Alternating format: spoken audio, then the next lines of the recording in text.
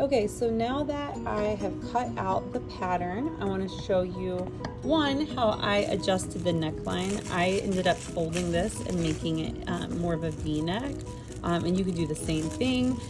If not folding it, you could actually put transfer paper and draw out with chalk how you want to do it, or you could just completely draw on the pattern and cut it that way.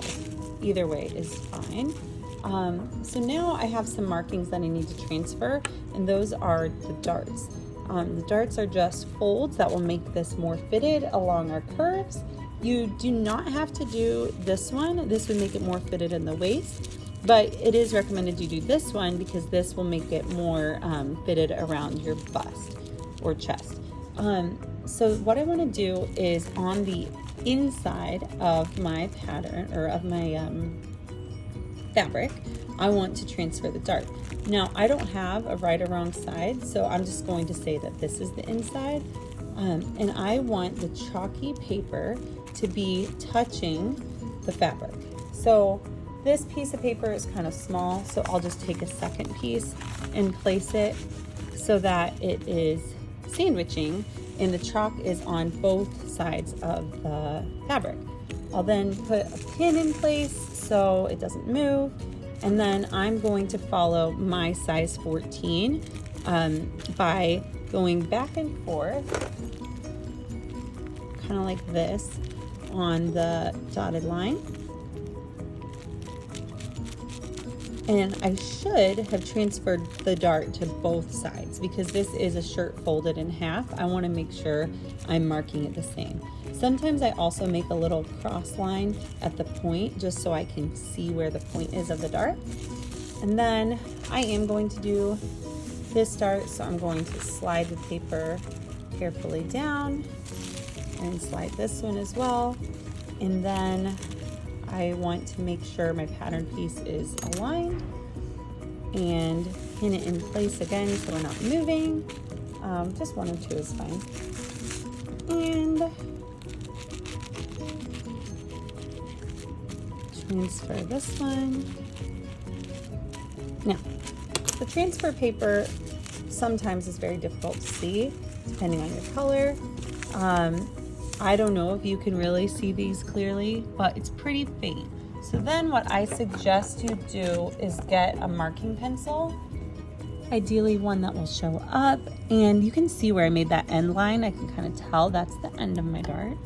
And then I can draw on the fabric with a marking pencil to just be able to see this a little more clearly. And it's hard to draw on fabric, but it's important you can see this line and it's very clear. So then I can do the same thing here. I might switch colors, but that is how you transfer your darts. And then if I open it up, it should be symmetrical. So even though it's hard probably to see in the video, I will transfer it now with a pencil. I'm gonna switch to blue, and then I'll be ready to sew. So now I'm ready to pin my darts, and I've transferred them in blue. So I think people get intimidated by these, but really you're just folding them in half. So I'm going to pick up this first one, and I'll start with the point. The end of the dart, that pointed part of the triangle, should be directly on the fold. So once it's there, I'm just going to put a pin there so it doesn't move. And that's my end point. Then I'm going to start the opposite end. I'll poke the pin through to make sure I'm actually folding it in half. And if I don't get it the first time, I'll just wiggle it and try again. But you should have your pin going through both sides of your chalk, meaning that it's folded in half. So that's it, 3 pins ready to sew. However, I think it's kind of helpful to do all the pinning, or at least a couple at a time, so that you can compare and make sure they're the same size. Because at the end of the day, if they're not the same size, you're gonna look lopsided, or it's going to be very obvious.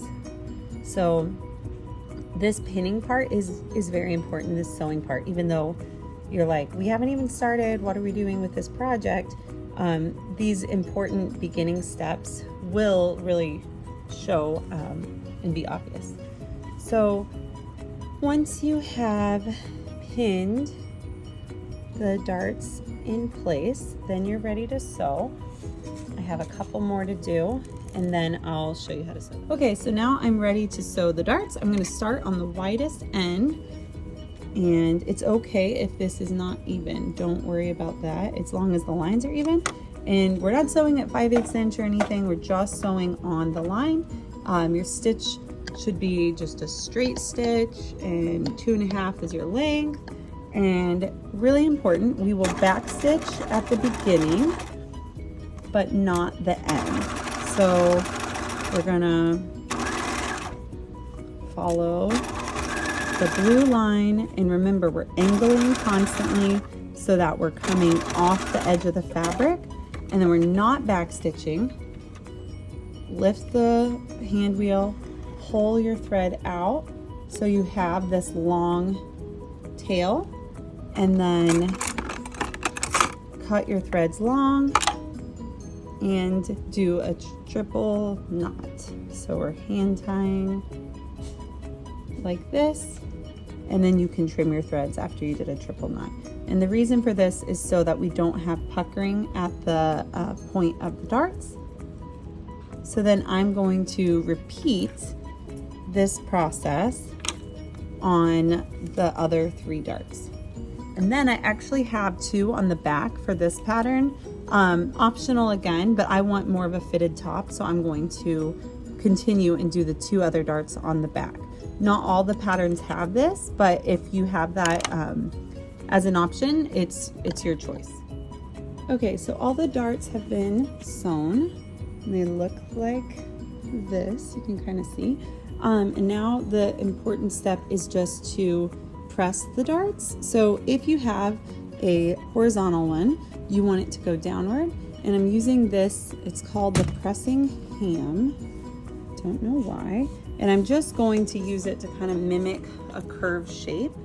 And then you can press it downward and apply seam if you want, and you're really trying to make sure it's not puckered at the point of the triangle. And then repeat that on the other side. And then for the horizontal darts, I believe they go outward. I'm gonna double check on that, but for now we'll say they go outward when you press them. But I will check on that and let you know. So pressing it, and then your final result, when you look at it, should be, you really want to minimize that pucker so you can work on it from the other side. I can see it right now, but I haven't pressed the vertical one. You want to press that out so there is no pucker. So you can press it from the top, on the outside and the inside. And that is how you put darts in a garment.